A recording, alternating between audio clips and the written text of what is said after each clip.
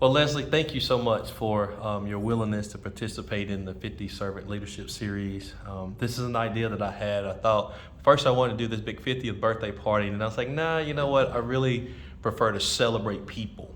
And so I appreciate you and your willingness to participate. So thank you for being here. So glad. I'm honored. Yeah, and so this thought came up around basically three things, right? I was like, who are the people that I know, one, represent a servant leader's heart, two, who have impacted me in some way in life, and then three, somebody that I feel like is really serving the community. And I truly believe you have a servant's heart. I've watched you and how you stand up for people and how you fight for people and how you lead the organization and just how you just pour into people and give of yourself so much. So I want to thank you for being that example for us in the community and fighting for so many people. That means a lot. Yeah, with that being said, so just tell us, who is Lesley? Who is Lesley? Yeah. Oh my, okay. Well, Lesley is a child of God first. I am a wife to Daniel, a mother to Sam and Charlie, and a Chattanooga native. I would say that I am also a lover of people. I really do. I love people. I'm invested in friends and community, and I love my work. And but yeah, child of God, lover of people, and constantly learning. That's lifelong learner. Yeah, that's awesome. Thank you.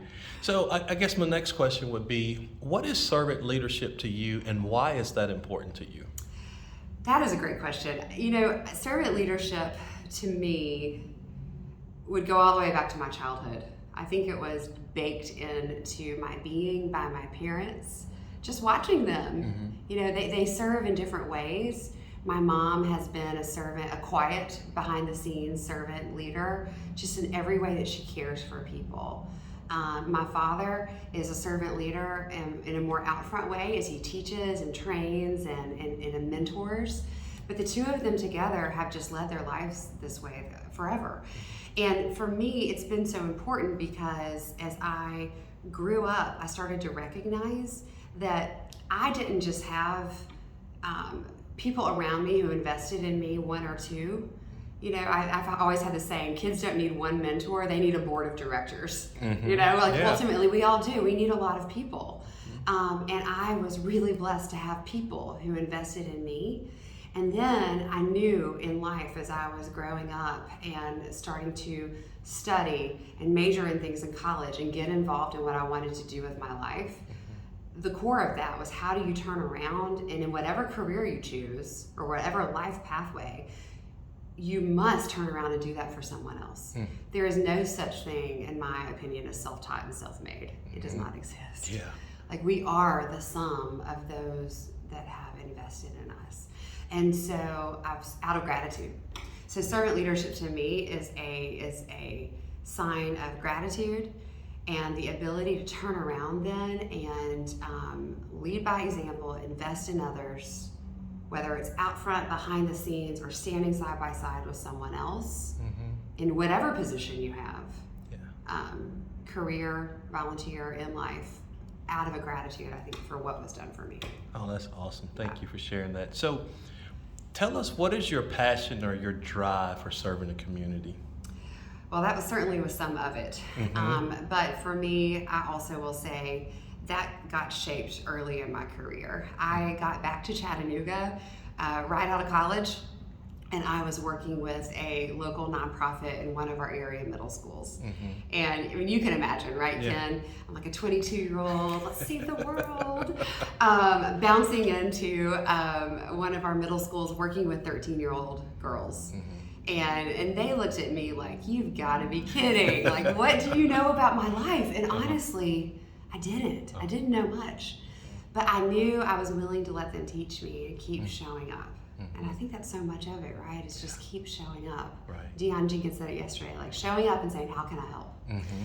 So as I got to know these girls, and they were heroic young women, I asked them two questions. I said, what are the 5 greatest issues you face in life? And then 5 adults, your board of directors, right, that you can call on.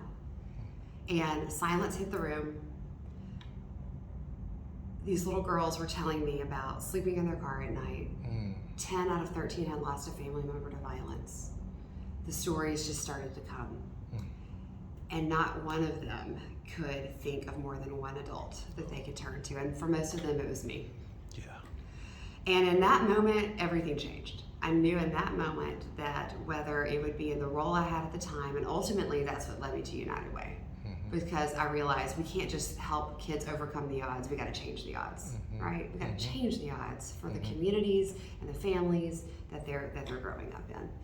So that's the day that did it for me, and I'll never forget it. Yeah.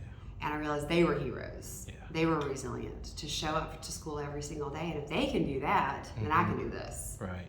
So that was why. Well, thank you for sharing that. So the last question, what advice would you give to somebody that wants to get involved that just may not know how or what to do? Yeah. You know, one great thing to think about is your spark. What do you like? What do you love? You know? And I think so often if we can think about something we really enjoy, number one, and then a way that the things that we love, we can couple with a way to connect it into the community. It makes it easier to give back, right?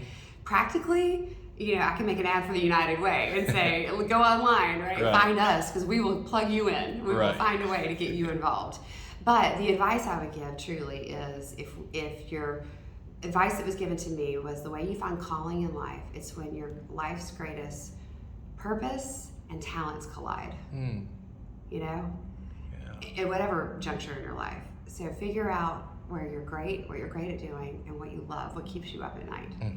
And that those things, when they come together, everything else just goes right alongside. Awesome. Yeah. Well, thank you so much for sharing that, Lesley. It's been a pleasure. I appreciate you with your time as well. So thank you. Thank you, Ken. It means a lot. Thanks.